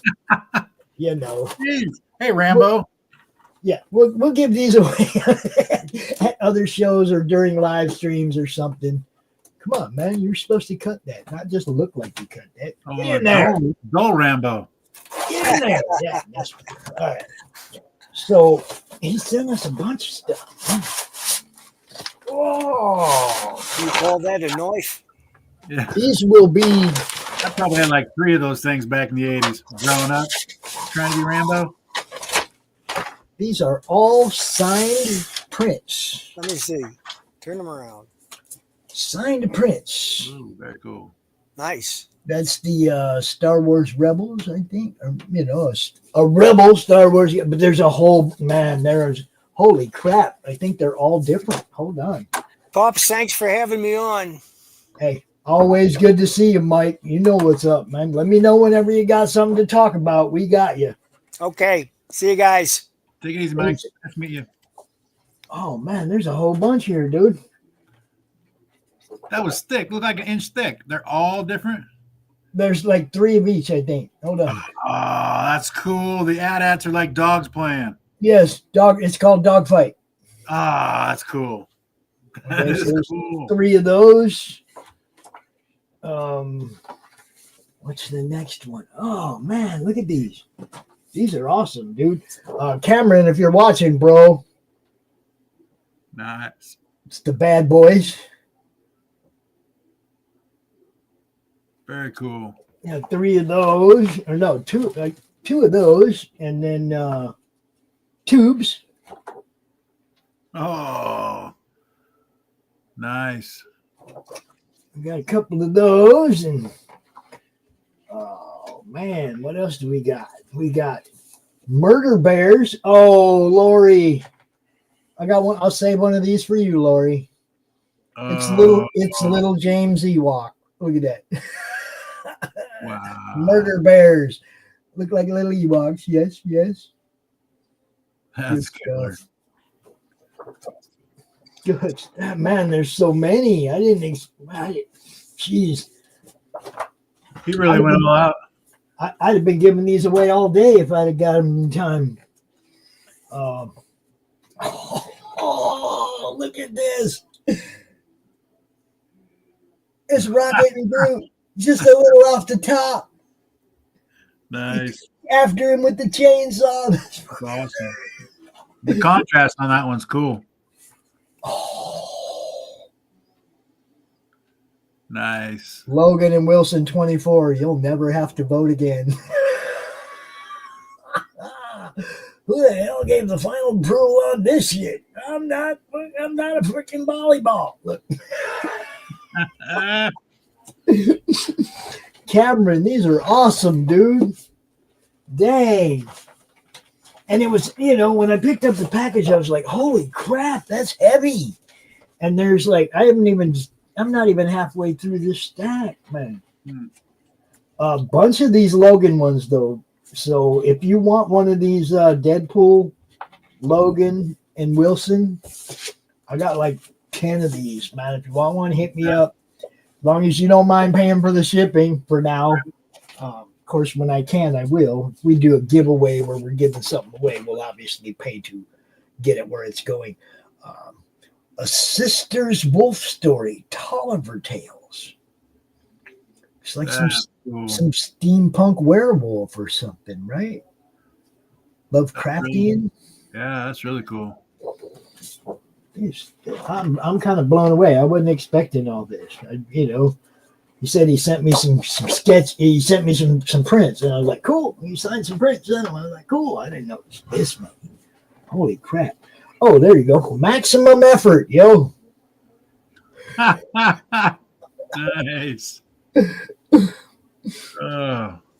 Oh, come on, man. You're not MJ.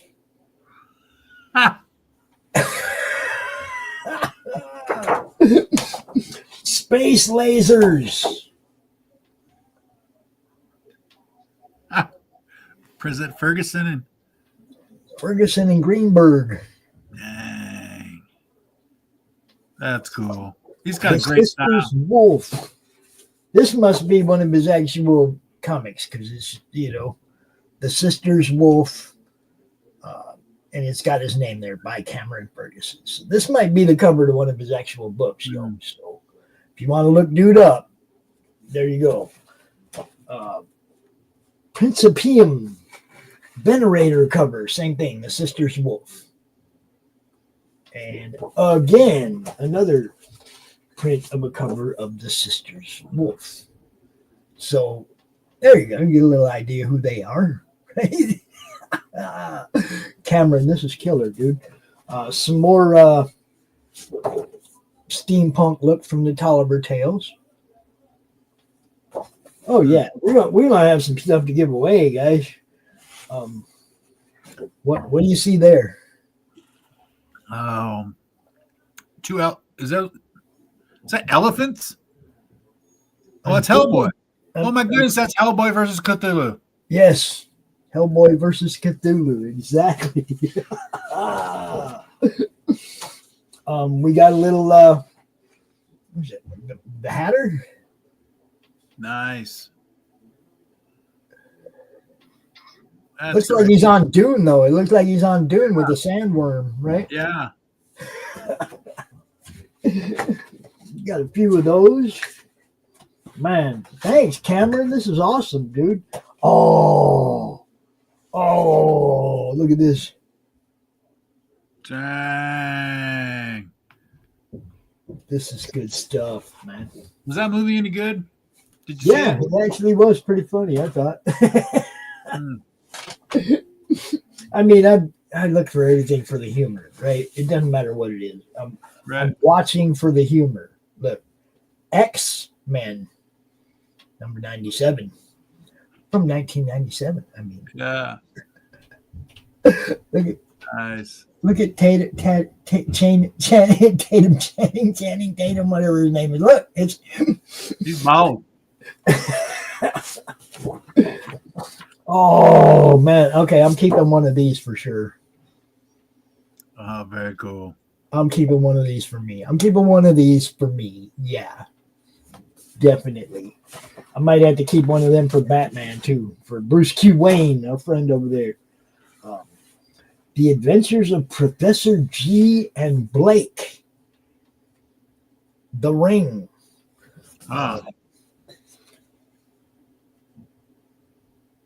Good stuff. There's another one. They sound like they got a nice cardstock to them. Oh yeah, these are pretty thick, pretty good shape. Quite a few of these different Professor G and Blake covers. Looks like Cameron's done a lot of stuff I don't know about. I'm gonna have to get this guy out here on an actual show. Yeah. And there's only one of these people. There's only one of these. I think people are gonna have to fight for this one. Oh. There's only one of these. That's cool. It's got a Here nice we go.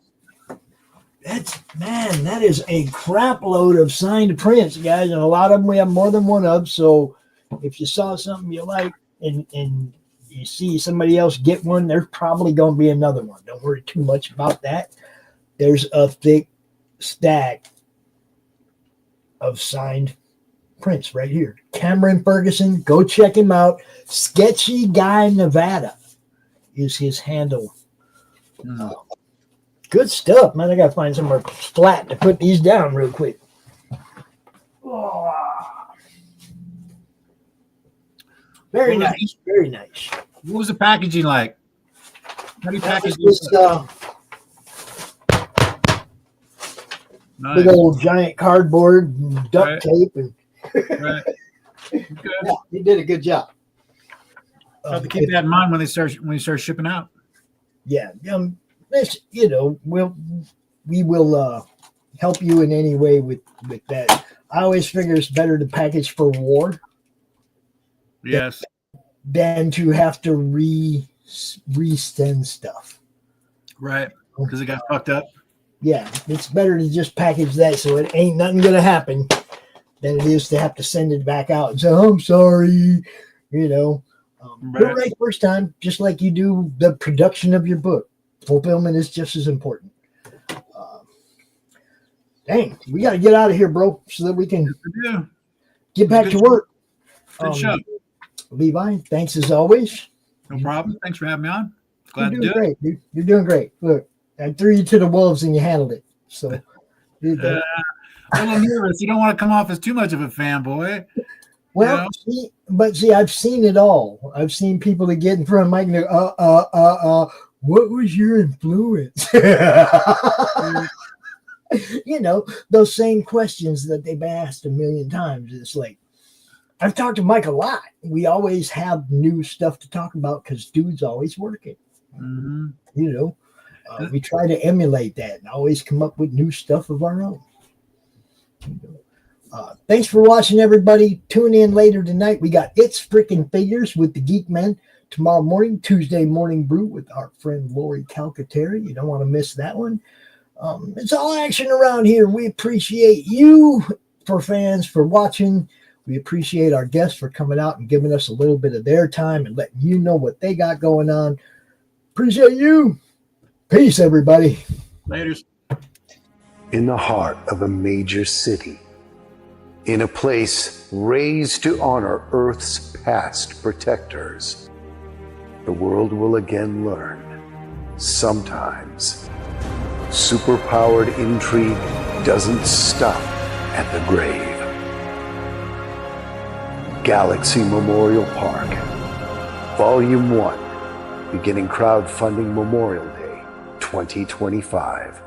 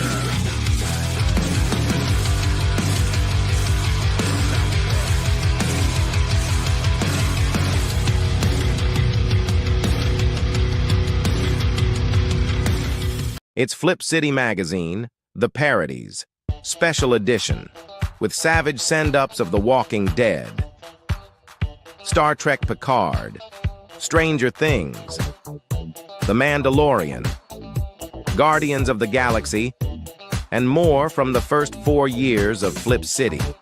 Get Flip City The Parodies free when you subscribe in print at flipcitymag.com. The world's best satire magazine, and never, ever woke.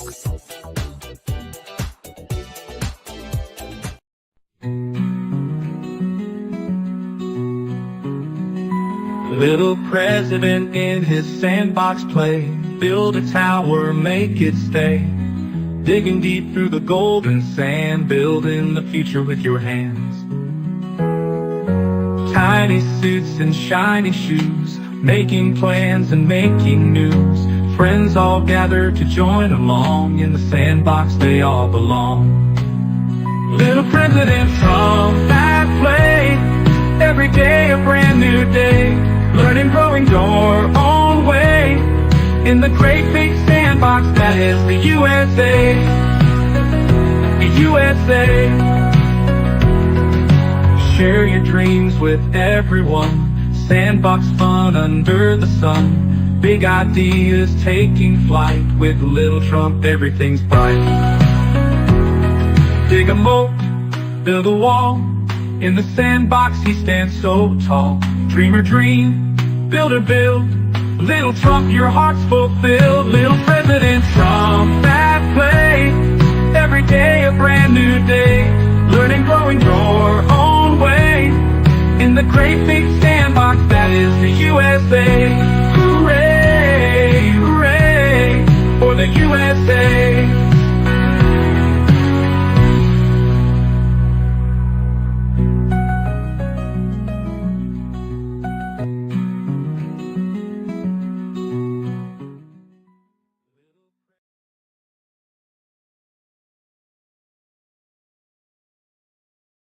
Hey everyone, I'm Laurie Calcaterra, and if you're not watching the Madness Comic Network, there could be Consequences.